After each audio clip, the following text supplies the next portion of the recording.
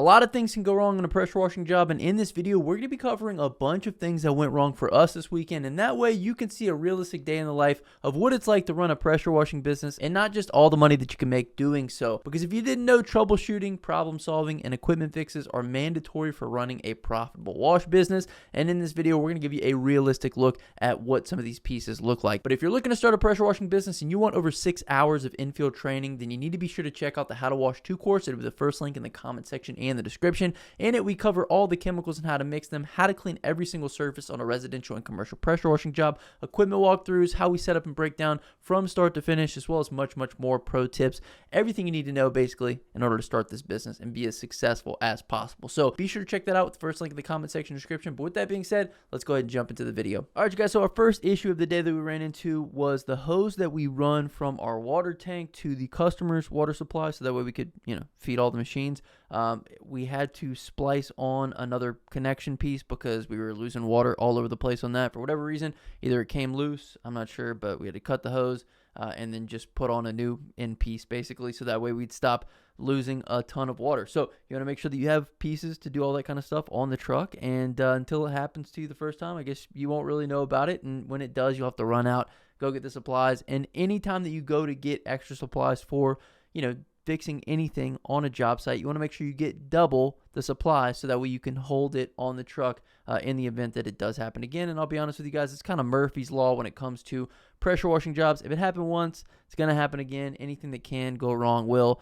So you just got to keep that in mind on these jobs and have plenty of extra parts on hand. The second thing we ran into was we had a hose bust. This does happen from time to time. Obviously, the more you use these hoses, the more you drag them on the ground, the more they get caught on things, the more likely the odds are that, they're going to get cut, or they're going to get a hole in them, or they're going to burst. And so what you want to do is you want to make sure that you have a couple extra hoses on the truck in the event that one does go down, because like we said, the last thing that you want is for your main pressure hose to go down or burst, and then you're stuck, right? Then you got to basically unhook everything. You got to drain the tank. You got to take off, go get another hose, come back to the job, hook the hose up. It's just, you lose a ton of time. So I would say if you're looking to start this business, if you're somebody who's looking to get into it, have double of everything every time you go anywhere. And anytime you use one after the job, go out and get another one. One of the biggest things is have backups first and foremost, but then once you use your backups, get backups for your backups, if that makes any sense whatsoever. So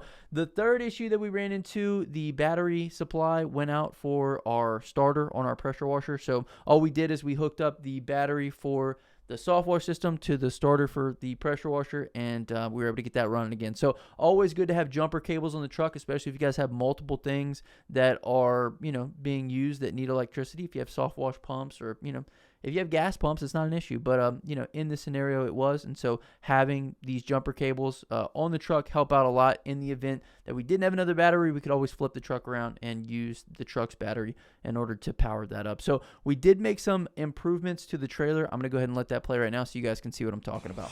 All right, you guys, so we are building out a new rig. We made a couple changes to this one since the last time you saw it. We added another 8 gallon a minute up here to the front. Originally, I think it had a 4 and an 8. Now we got 2 8s up there. Also added in this rack here to help kind of secure some ladders up top, as well as give some more storage on the back end. We just kind of had a lot of these totes hanging out back here before, but now we got some more storage, so that was good. And it also gave us some more space to do some signage on this side. So now got a little signage, but we are working on a flatbed rig right now. So this whole trailer is going to kind of get a bit of an overhaul. And as you guys can see right now, we're jumping the battery. So guys, for our list of things that could go wrong, it feels like a lot of things go wrong, but the more jobs you do, obviously, the more things that are ultimately going to go wrong. So we had the hose over here that connects to the spigot, which we had to replace the end of that.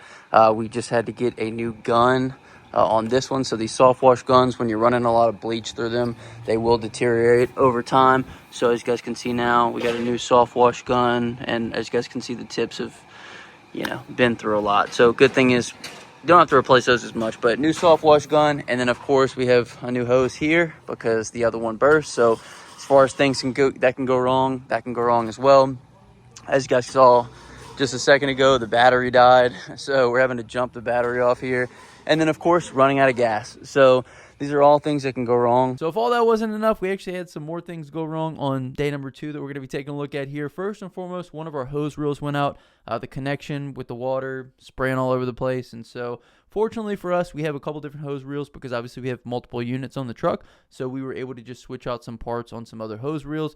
This is going to come with the territory when you're dealing with equipment that, you know, has been put through its paces, right? We've been using this for a while. It's a trailer that we actually got used, so it had been run before. And we're really hoping that the new setup that we have coming with the flatbed is really going to fix a lot of these small little issues, at least give us some more time in between the two. Now, this doesn't happen every single time. I'll tell you guys, most of the time we don't have anything to fix on the trailer, but oftentimes when it rains, it pours, and that was the case with, you know, the day that we're looking at now and the day that we were looking at before. So we went ahead and fixed this hose reel up. The next thing that we had was a loose connection on our soft wash pump. We weren't pulling bleach for some reason, so we had to kind of work with the soft wash pump and get it working properly. And then the last thing we'll take a look at is super unfortunate. We actually bought a new 8-gallon per minute washer, and for whatever reason, I don't know exactly what part this is, but one of the parts on the pump exploded off. Fortunately for us, we got this washer with a warranty on it, so we just brought it back to the place that we purchased it. They fixed it up for us, and everything's working good now. But you just never know. When you're out here in the field, we're dealing with pressure, we're dealing with equipment, we're dealing with heat, we're dealing with a lot of different